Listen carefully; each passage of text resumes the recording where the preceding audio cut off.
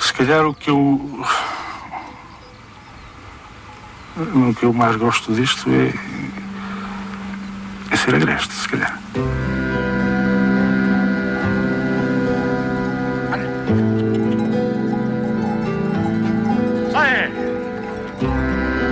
Contempla-se, consome, distrai, altera-se, muda no tempo. Para melhor ou para pior, depende. A paisagem define o país que somos.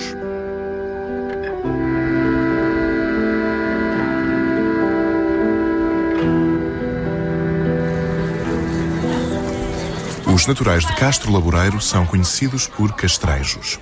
A freguesia já foi um lugar remoto, hoje nem tanto. No extremo norte de Portugal permanece uma castiça terra de montanha. O tempo dos antigos é tema para o museu local. A casa de pedra, o toucinho suspenso e protegido dos ratos. As botas para vencer a neve e as pedras do caminho. A dureza do passado contrasta com o lado moderno da vila e com as aspirações dos jovens filhos da terra. Alda, de passagem mais uma vez, dentro e fora de um cenário que parece eterno. Por quanto tempo mais se aguentará o velho país rural?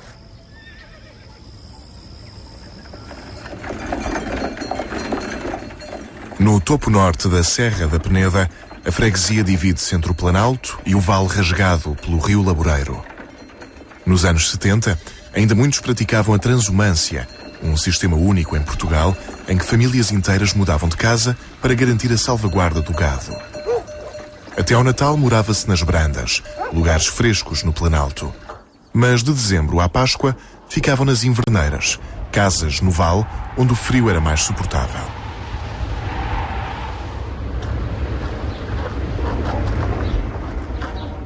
As mulheres escravinhas, como se dizia, faziam todo o trabalho, vestidas de luto por um familiar, mas também viúvas dos vivos.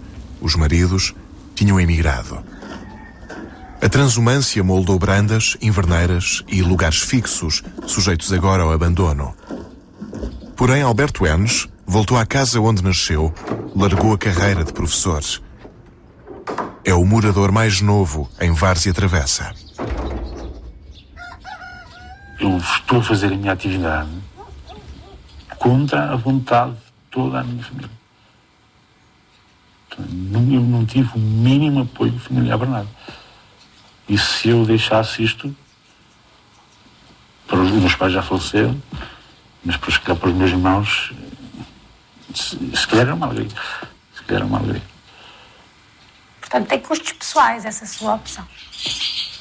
Custos pessoais. E falo porquê?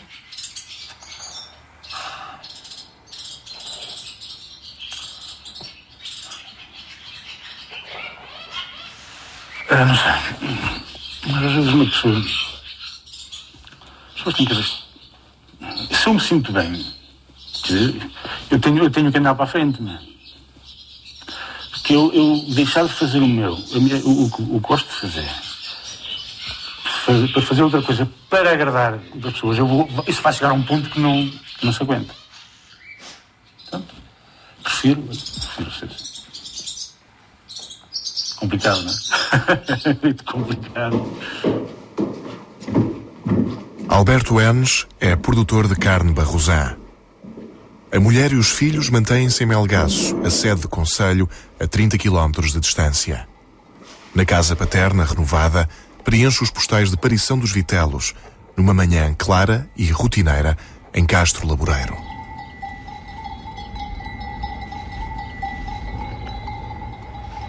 Imagino que as pessoas de mais idade, que mantêm ainda os modos de fazer, os modos de pensar, os modos vão desaparecendo. E a minha geração é uma geração que está praticamente toda distribuída pelo país. Não há emprego para toda a gente, não há essa possibilidade para todos nós. Portanto, é como todas as terras do interior de Portugal, estão a ficar esvaziadas porque as possibilidades estão nos grandes centros urbanos ou nos médios centros urbanos, estão mais no litoral, não estão aqui.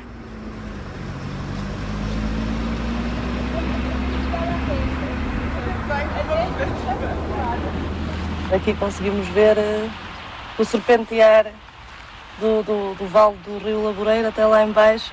Conseguimos ver até à Serra Amarela, portanto é um sítio de abertura. É um sítio que me dá, e é um sítio que nos dá, aqui em particular, sossego. Se olhar lá para baixo, dá assim um ar de sossego, de calma.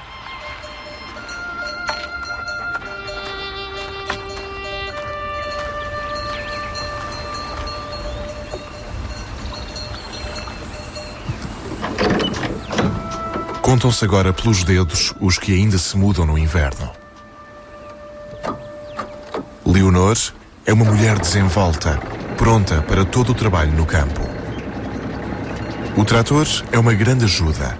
Leva-o para cima, enquanto a mãe a pé acompanha o gado. O tempo está bom e por isso deixaram as canheiras, que é uma inverneira, para ir até à branda.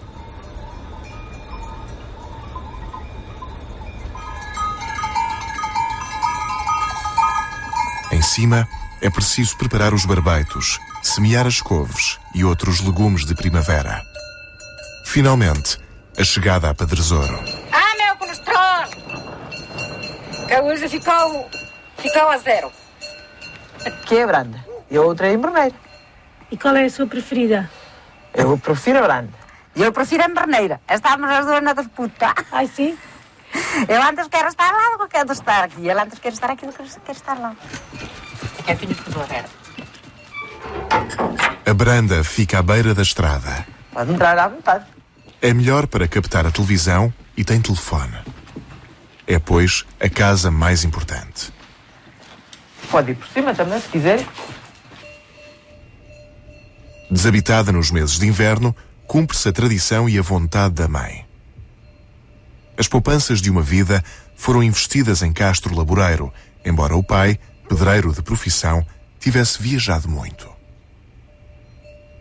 Em 40 anos, se dá o caso, estive aqui a tudo toiro 5 anos, não estive mais. De convivência aqui com a família. No resto passei toda a minha vida lá fora. Em África, Ásias, França, estive na Alemanha, estive na Arábia Saudita, estive no Iraque, estive na Costa do Marfim, estive na Algéria 3 vezes, ainda fui ao Irã também.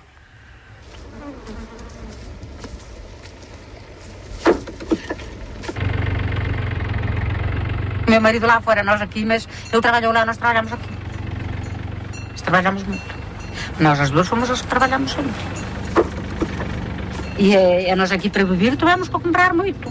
Para ter as vacas, para trabalhar tivemos que comprar muito. Fazer as casas, comprar os campos, comprar barbeiros, comprar tudo. Tudo para ela. Sim, fica tudo para ela. Claro que fica. Isto aqui é de passa em passa. Vão uns e ficam os outros. Até que o mundo acabe.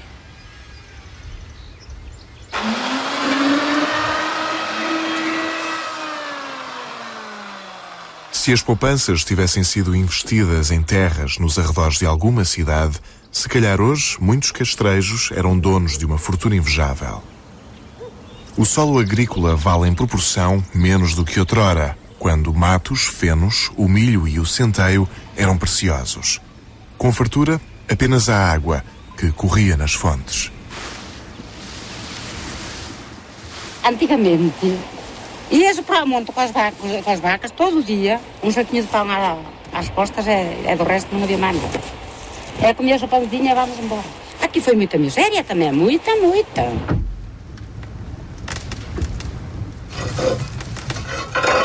Mas a minha mãe falecida, como contava ela, passava todos os dias a fronteira para o lado de lá para a Espanha, conosco no fateiro, aqui agarrados aqui ao peito, é com um saco de milho às costas para nos trazer o pão para cozer para a nossa comida. Isto agora, bueno, a gente come do que quer, tira para onde lhe lembra, mas é que antigamente, aqueles velhinhos, um regiãozinho de carne, bebiam-nos calha uma vez por semanas e bebiam. Os antigos, era por como ela dizia, nós, bueno, ela para não levar a nós, ela nunca comia.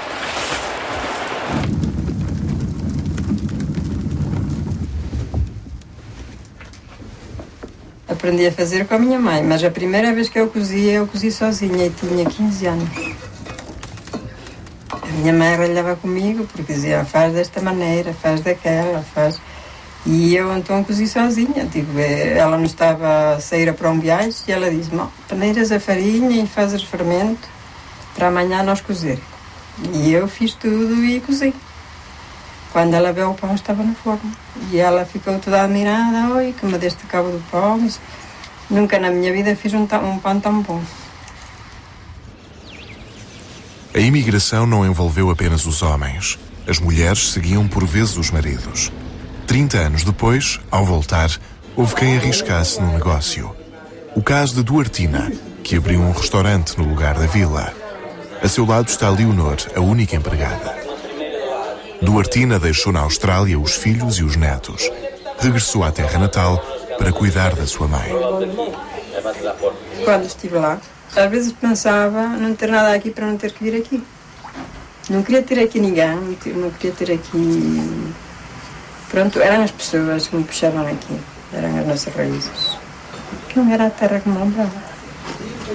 Eu lá trabalhava, tinha o sábado e o domingo livres para ir passear com a família, para irmos àqueles parques e para ir passear e descansar. E aqui é sempre.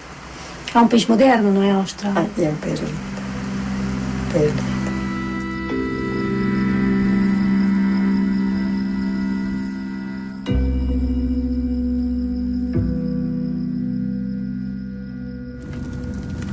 Sou sozinha, os meus pais também são eles os dois, não tenho... Se tivesse mais irmãos, era diferente, cada um tinha que ir arranjar para onde podia, mas eu como sou eu sozinho.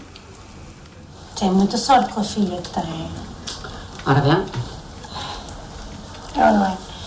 é sorte, às vezes é mesmo sorte. Porque aqui há mesmo gente, matrimónios, que têm 4 ou 5 filhos a estar sozinhos. Os filhos todos já pilhou. E ele tem hoje? Está sozinho? Estão todos sozinhos. Assim que isto é muita sorte. Será sorte para nós, acho que calha mal para ela, mas pronto, para nós é bom. Claro. Um dia mais tarde ela, pronto, é sozinha, não é? O dia que nós voltemos fica só.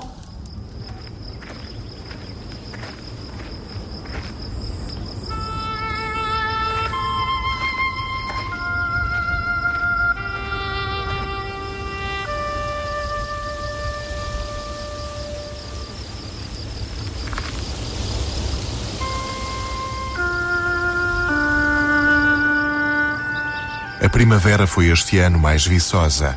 A urze e a carqueja invadiram as comiadas. Nos prados e nos barbeitos, os fenos e o centeio deram muito que fazer. Sobretudo a quem está sozinho. Eu não tomo só conta das vacas. Tenho mais coisas para fazer. Nesta altura estou com os fenos, que dá a época de mais trabalho que eu tenho. E depois tem os seus... Às vezes uma pessoa também diz, para que não é muito nisto, não é? Eu acho que, mas isso em todas as profissões, não é? Eu tenho-se muitas vezes. Para que não é muito nisto? Estava tão bem a fazer outras coisas. O antigo professor está preso à terra onde nasceu. Fez uma opção e aguenta com coragem a dureza do trabalho na vacaria, instalada a 1100 metros de altitude.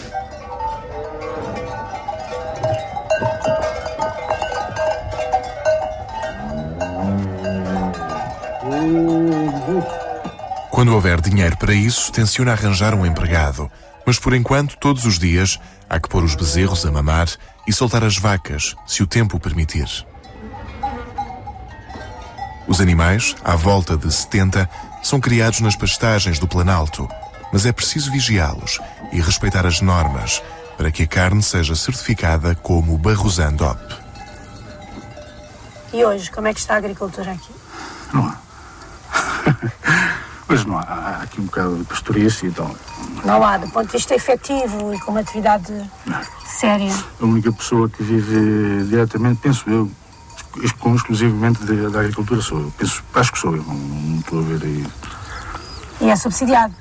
É subsidiado. Se não fosse subsidiado, então não sei como é que as coisas iriam acontecer. E vamos ver.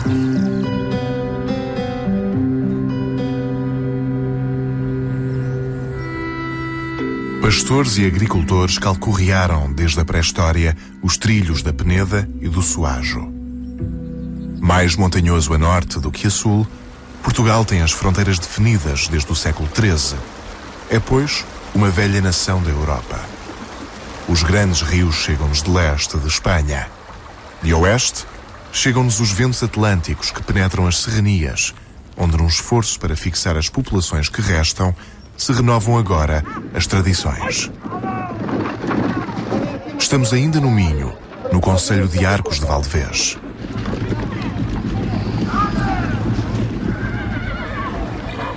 Decorre a Feira do Garrano na freguesia do Cistelo. Nesta área está prevista a construção de um hipódromo, sonho antigo do presidente da Junta, Durval Gave, um homem para quem não há terra mais bonita do que o Cistelo. A paisagem é, pois, um trunfo precioso. Olha, Manuel Grade, anda-se, Manuel. A que preço anda aí os animais? Andam baixo. Andam baixo? Não está a correr bem o negócio? Bem mal. Então nestas feiras... Bem mal, Há feiras... Mas haja saúde. Há aqui muito burro, sabe? Há muitos burros? Há aqui muito burro. Burros fazem falta. Quantos mais burros houver, melhor negócio se faz. A alma do negócio é essa, pá. Semi-selvagens, os garranos são difíceis de apanhar. Só 2 homens o conseguem fazer. Mas graças aos subsídios comunitários, há mais gado do que antigamente. Enquanto os mais idosos andarem pelo monte a vigiar os animais, o negócio vai resultando. 85 anos! Vai fazer 85! O pai não tem, mas eu tenho. Você já está rico, com 85 anos está bom, está aí um moço novo. Metade da freguesia tem mais de 70 anos. A gente nova participa na festa e no desfile da tarde, em que velhas relíquias foram retiradas da arca. Isto é maravilhoso assim com os antigos e eu acho que se nós não preservarmos aquilo que eles nos deixaram, talvez um dia isto não volte a ser o que é atualmente. Aqui na aldeia as pessoas usavam roupas mais escuras para ter para o trabalho, ou então quando os maridos saíam para o estrangeiro. Nunca foi umas cores muito vivas, só mesmo em dias de festa. E o meu traje é um traje de trabalho. Eu gosto bastante do meu pai, tenho orgulho nele. É uma pessoa muito alegre, muito divertida, está sempre bem com todos. Sou uma filha orgulhosa. É o fato de festivo domingueiro. É a camisa de linho, colete preto, calça preta, sapato preto, meia preta, chapéu e o festivo levava a fita para as festas. A tradição está na moda. Durval Gave veste agora um fato que em jovem nunca pensou vir a usar.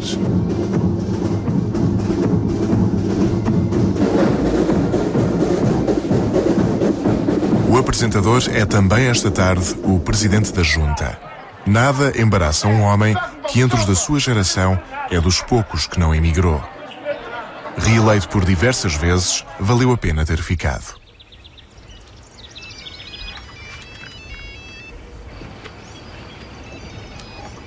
Andei com as mulas.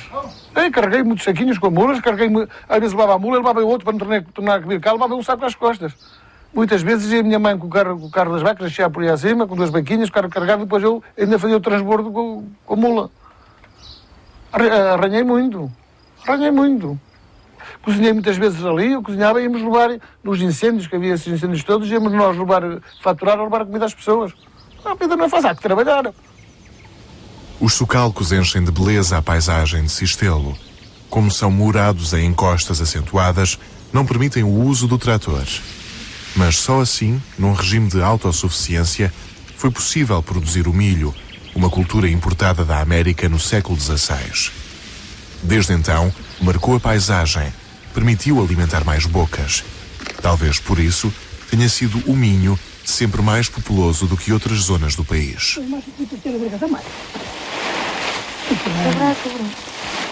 Sozinhos, sem os 5 filhos que criaram e deixaram em França, marido e mulher mantêm a custo o bocado de terra que já herdaram. Temos que preservar os costumes, as tradições, não podemos escamotear isso. Eu sou um grande defensor. Deixamos aos nossos filhos, aos nossos netos, aos nossos bisnetos, aos tataranetos, chegam aqui e dizem, pá, então isto aqui é só poluição, e aqui só encontramos plásticos, lixeiras, só encontramos tudo, e não encontramos aqui, vamos a Cistelo, vemos as árvores, vemos o monte, vemos os caminhos, vemos os trilhos, vemos as pontes. Nós recuperamos uma ponte que estava há 80 anos no chão. Aos fins de semana aparecem alguns turistas, mas nos restantes dias Cistelo é sossegado. Tua mãe, quantos anos tem? 94. Em contraste com o espírito entusiasta do presidente da Junta, que ambiciona por um restaurante, a venda de produtos biológicos, a pesca artificial no Rio Vez e até por um campo de golfe. Com tudo isso, talvez voltassem os filhos da terra, espalhados pelos 4 cantos do mundo. É o sonho legítimo de alguém com amor pelo lugar. Cistelo, falta gente, não tem muitos sítios. Falta gente, mas é bom.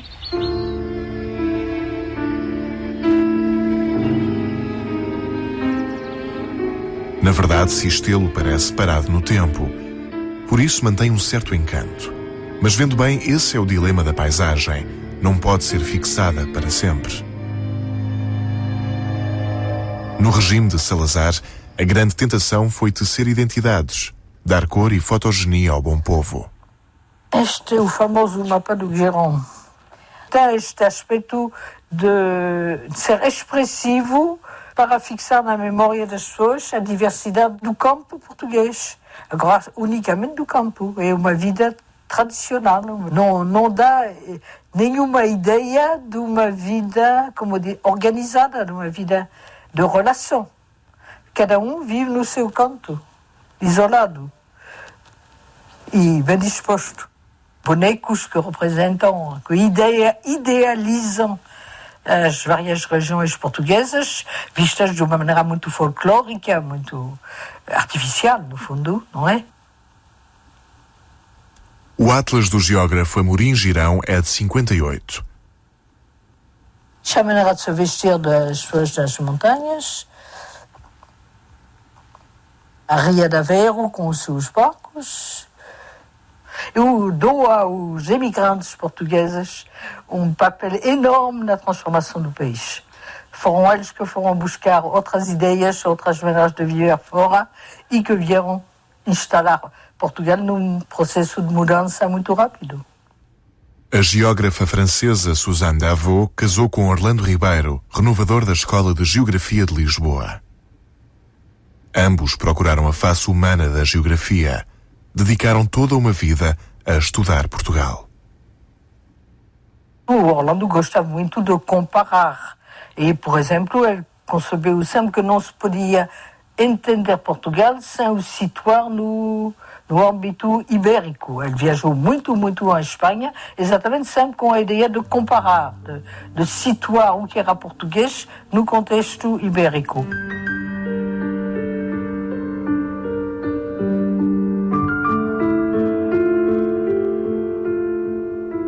Como geógrafo, Orlando Ribeiro usou o registro fotográfico que ainda hoje é mal conhecido.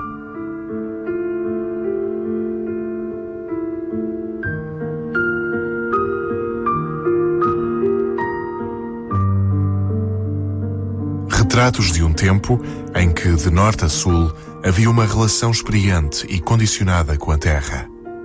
Um país arcaico, atrasado em relação à Europa, como se houvesse uma predefinição natural. No território, já de si pequeno, o solo arável é escasso. Não se pode dizer que os recursos naturais da Suíça são superiores aos de Portugal. Longe disso, penso que não podemos explicar os problemas de Portugal só através da pouca riqueza natural. Isso é uma explicação demasiado simples. Portugal está atrás da Espanha, não é? muitas vezes da França, da Holanda, da Alemanha, nem se sabe bem onde está Portugal, porque está atrás dos espanhóis. O lastro de atraso, que é difícil, não se recupera de um momento para o outro.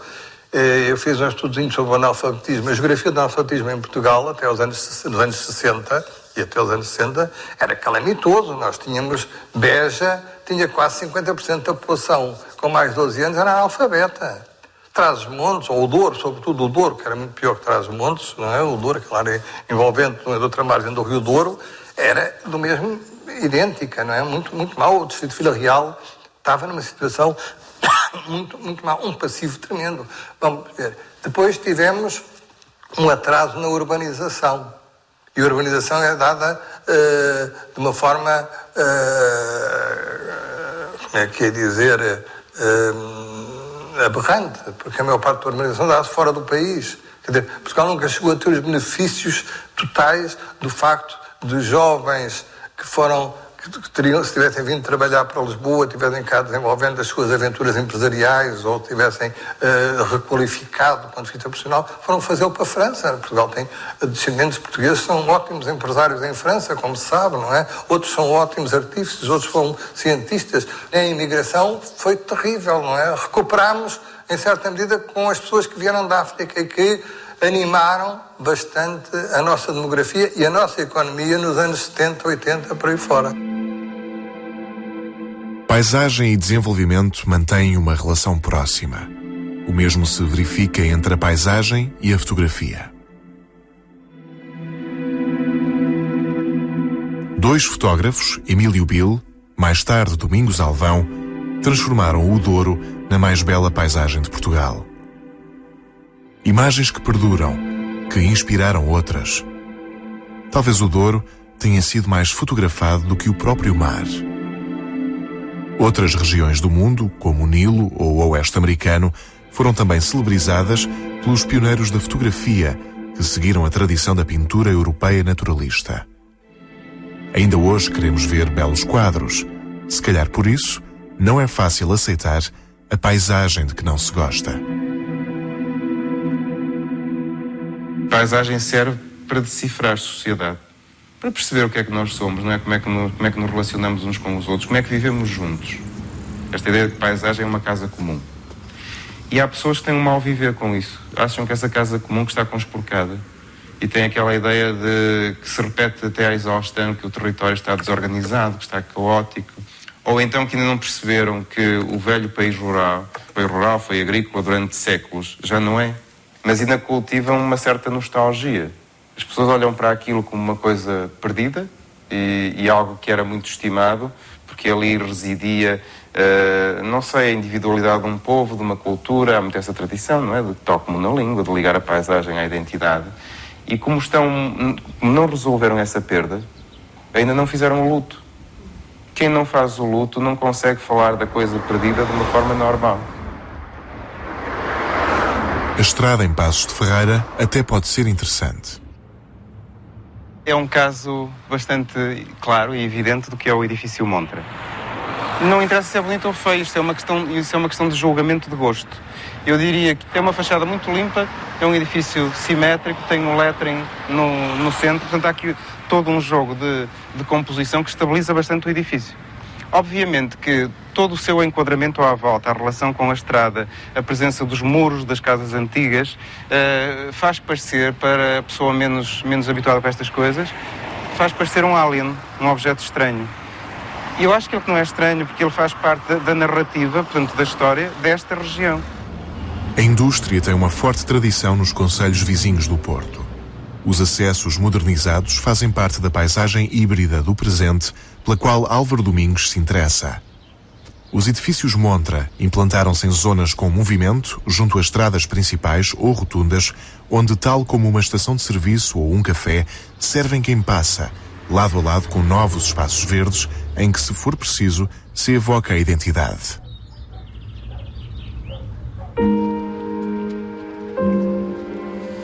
Perto de Aveiro, vive o historiador José Matoso, um estudioso da história medieval e da fundação do Estado português.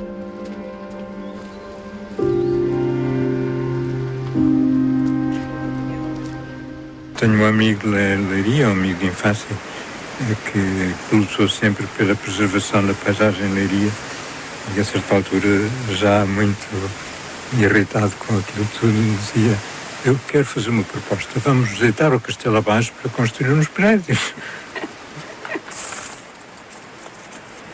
Esta porta não abre deste lado. Abre. Vê que não sabes como é. Eu já nem sei. São os segredos, exato. Aqui tem que estar fechado por causa dos metros, porque aqui não há pé. Eu nasci em Leiria, mas aos 13 anos os meus pais foram para Lisboa, depois vivi no Minho, tive algum tempo no estrangeiro, na Bélgica, em Espanha também estive algum tempo, e depois trabalhei em Lisboa, e depois fixei-me em Mértola, e isto dá, portanto, assim uma... E não me sinto cidadão de parte nenhuma, não?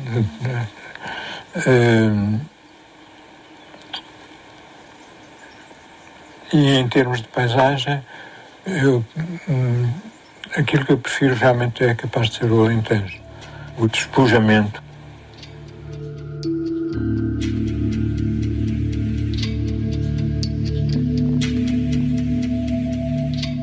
A centralidade da política portuguesa foi sempre muito forte e isso permitiu a constituição de um discurso que considera a identidade como uma evidência, uma identidade até muito forte, marcada, como por exemplo se vê nos Lusíadas ou noutros, no Sérgio Paulo António Vieira, etc. Mas isso é muitas vezes mais imaginário do que real, porque a diferença entre o Alentejo e o Minho é tão grande que não se pode dizer se isso é mais importante do que a identidade nacional ou se não chega para, no fundo, nega a unidade da identidade nacional.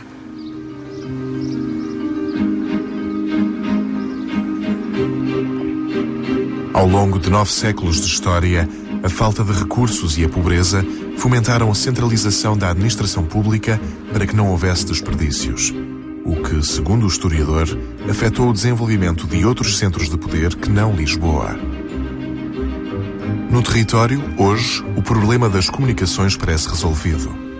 Polidesportivos, estádios de futebol e autoestradas são a face do progresso. Os portugueses vivem cada vez menos longe das cidades e preferem o litoral. E um dos fatos, com certeza, muito importante do que é Portugal atualmente é esta migração para a faixa litoral, que não se explica muito. Porquê? Porque eles já encontram trabalho lá, é evidente, que é a razão fundamental. Mas porquê que só encontram mais trabalho perto do mar do que nas cidades interiores? Não vejo uma explicação muito clara nisso. Estraga as nossas paisagens litorais ou sublitorais, de uma maneira que tenho muito medo irreversível, enquanto, então, o interior é quase um museu.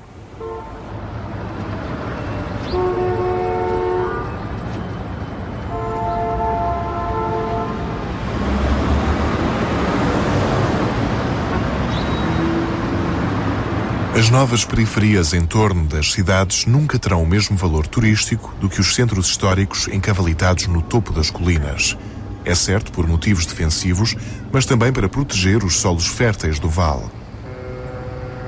Assim se desenvolveu Lisboa, virada ao mar na Foz do Tejo.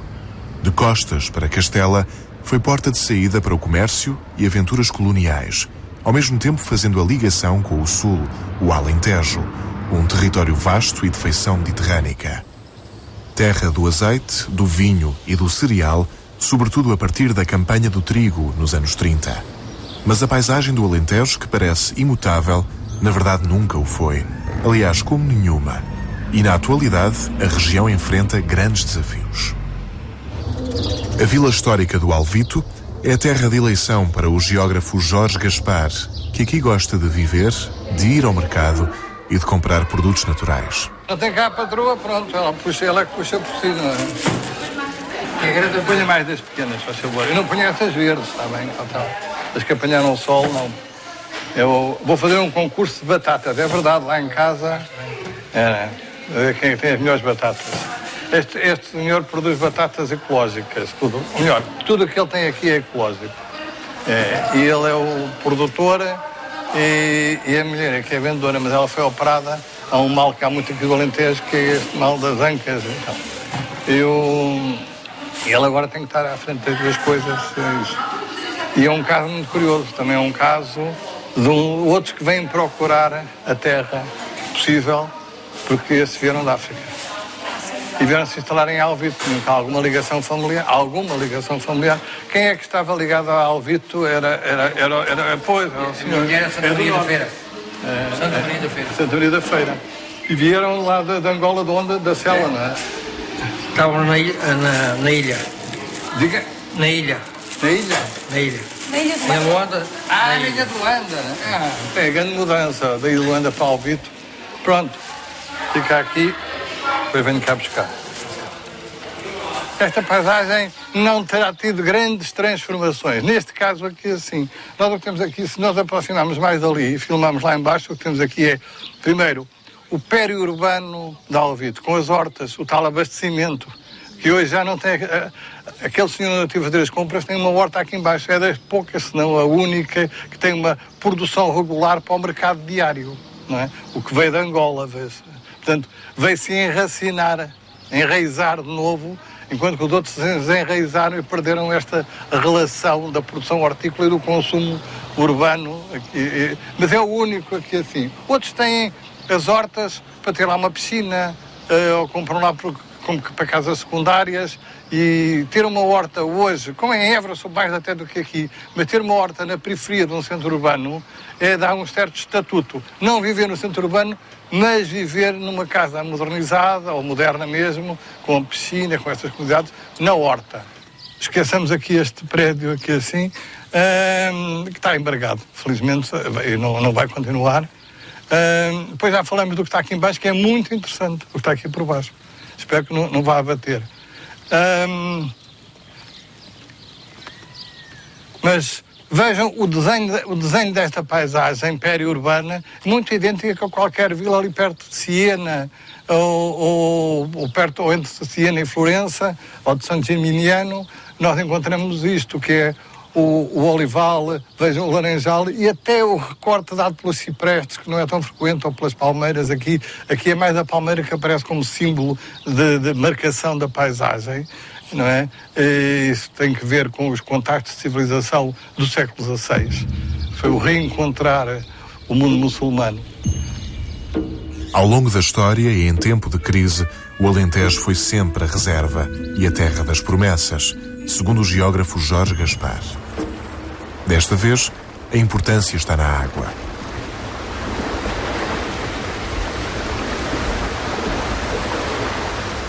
Alqueva, o maior lago artificial da Europa, fechou em 2002. No perímetro de Rega e na zona de Évora, o preço da terra duplicou em 6 anos.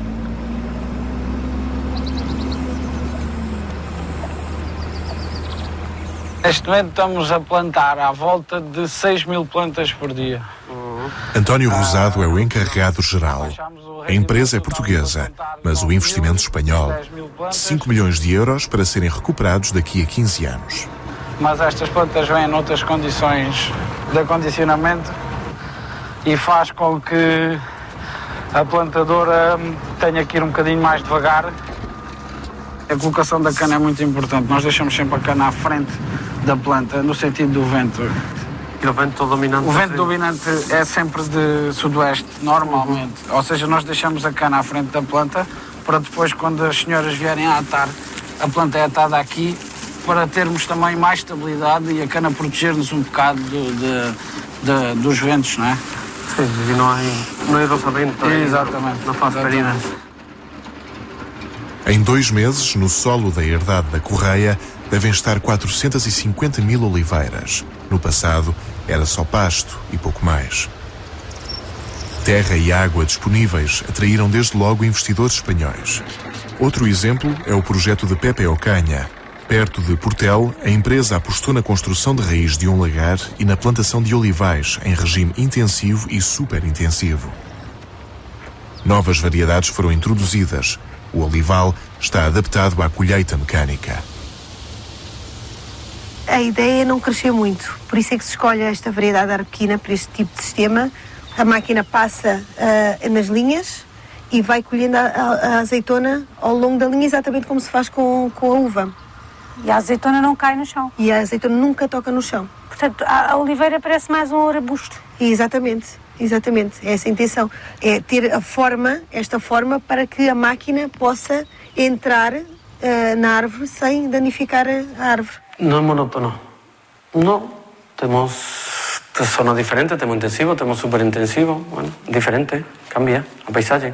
Es una mudanza en el paisaje, lo mismo que fue una mudanza en la viña cuando entró la viña en espaldera para ser apañada con la máquina de colheita, que es la misma que la nosa. Lo que vamos a hacer ya entra en producción apicual. Os portugueses acabaram por ficar sugestionados pelos investimentos espanhóis e acabaram por também quererem fazer esse investimento. E hoje em dia há projetos portugueses com a dimensão dos projetos espanhóis. E o olival, neste momento, é uma oportunidade. O azeite é conservado em azoto. Os métodos são sofisticados não só para afinar a qualidade, como também para diminuir os custos. Então, o que é que achou?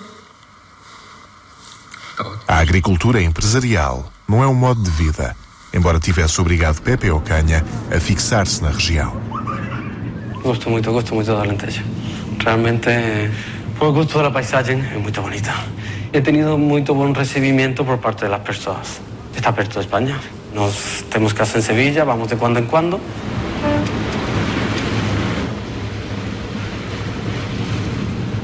En 2004, 2005, 2006 había financiamiento, había otras facilidades para se implantar. Ahora es mucho más difícil. Ahora la evolución y las próximas plantaciones pienso que serán más agricultores que ya tienen la tierra y que le hacen un cambio de uso.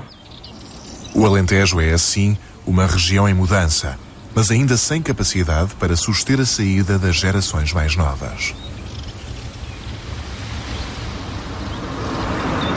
Tem predominado na paisagem o montado de sobre ou de azinho.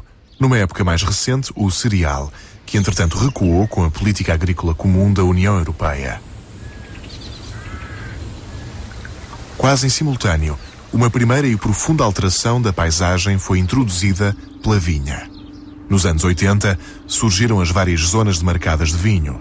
Hoje, a sua importância económica está consolidada, graças às cooperativas locais, mas também graças a investidores particulares que apostaram e ainda hoje apostam a longo prazo. Nós já estamos a plantar a segunda geração de vinha aqui há 5 anos. Quando fazemos, repare, é uma opção estratégica há 25 ou 30 anos. Porque se nos enganamos nas castas que estamos a enxertar, imagine lá que, ao contrário do que tem vindo a acontecer, em que a subida dos vinhos brancos e rosés tem sido muito grande e os tintos estão estabilizados, imagine lá que isto vira. E não vamos cair aí no meio da... A grande transformação na paisagem foi o lago. Está finalmente em obra, o que há 8 anos se prepara. A construção de um destino turístico ligado ao golfe.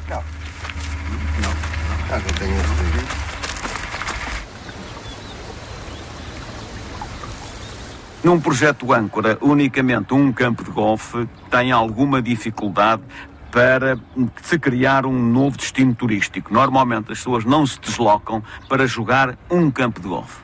Portanto, é muito importante que aqui nesta envolvente pelo menos surjam 3, 4 campos. Quando comecei aqui a perceber que eu mesmo fechar o Alqueva, a minha primeira reação foi puramente defensiva. Isto é, com receio de que aqui pudessem estragar, digamos, o Alentejo, eu comecei a comprar algumas herdades, como aqui se chamam, de maneira a podê-las ter sempre atravessadas e impedir que alguma coisa de menos agradável para o meu sentido alentejano pudesse acontecer.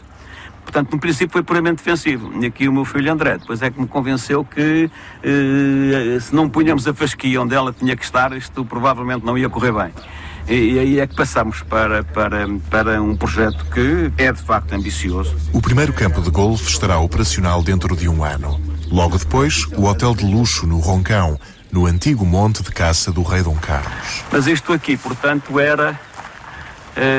eram as instalações de caça da Casa de Bragança, dos Reis de Portugal, com mais relevo para o rei Dom Carlos, que era um apaixonado pela caça. Daqui estas 3 chaminés, incluindo depois a outra no fundo, são 4 suítes. E deste lado aqui, que era de facto os aposentos reais, que isto era uma centro lavoura no fundo, e eram os fidalgos que acompanhavam os reis, não é? Depois, provavelmente, esta é mais recente do que essa estrutura dali. E são 3 suítes deste lado aqui também, que é a suíte do rei, da rainha e do príncipe. Querem ver as suítes? as futuras suítes. As suítes e o hotel vão ser explorados por uma empresa asiática de Singapura. Outras 15 casas deverão ser construídas nas imediações, tentando manter uma estreita relação entre o passado, o golfe, a vinha e a natureza. Em Viveiros, produzem-se as plantas e as árvores para o arranjo paisagístico de um projeto que envolve 2.000 hectares na zona de influência da barragem do Alqueva. Tem sido possível crescer e adaptar os investimentos aos mercados e aos novos desafios, tudo isso a partir da vinha, em Reguengos de Monsaraz. Em parte porque o Alentejo não é como o Minho ou o Douro, acidentado, dividido pela pequena propriedade. O latifúndio marcou, aliás, o povoamento, concentrado em vilas, por vezes até grandes, como a Marleja. Por haver espaço e sol, uma das mais impressionantes paisagens tecnológicas de Portugal está a paredes meias com a vila. O que faz uma paisagem melhor ou pior do que outra?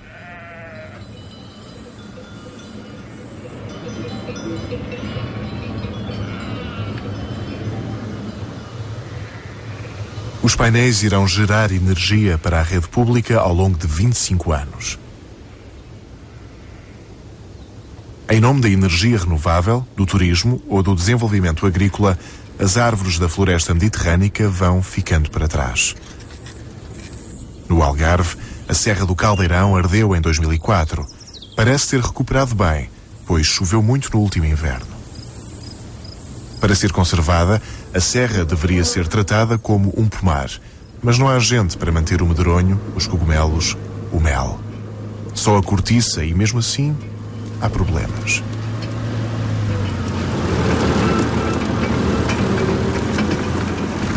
Antigamente, os grupos chegavam a ter uma vintena de homens. Todos, sem exceção, reconhecem que a serra se degrada de ano para ano. Quando a árvore está doente, a cortiça retirada desfaz-se ao ser cozida.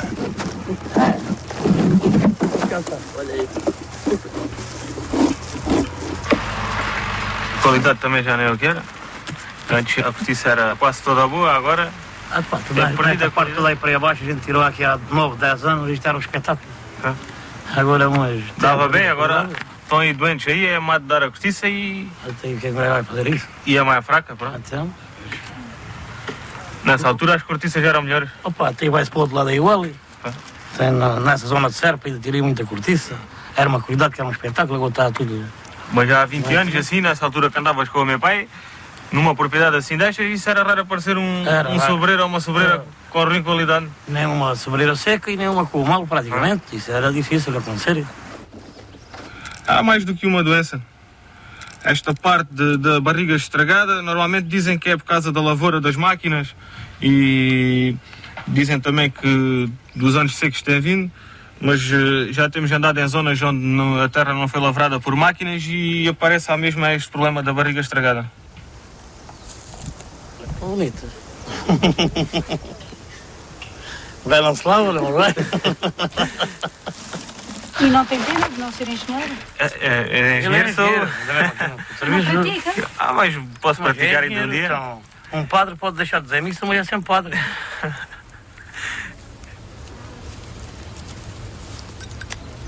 A doença do sobreiro está relacionada com a propagação de um fungo e a degradação do ecossistema. Afeta o valor económico da cortiça, sendo que Portugal é o maior produtor do mundo.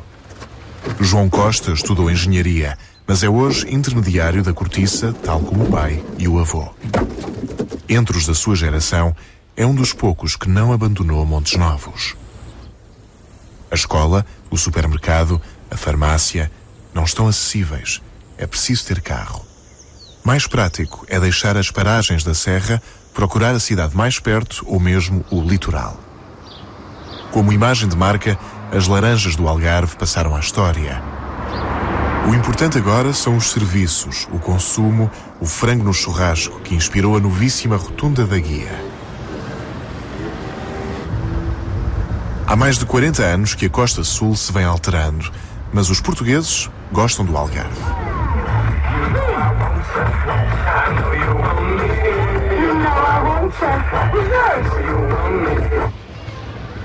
Depois de uma longa fase caótica, há maior preocupação pelas áreas envolventes e pela qualidade da paisagem urbana. Com o arranjo da Avenida Marginal, a vila de Armação de Pera foi retocada, um exemplo recente. No inverno contam-se 5.000 habitantes. Em agosto, podem ser 70.000. Na praia, mas de costas para o mar. No entanto, Portugal é em si mesmo uma faixa litoral na Península Ibérica.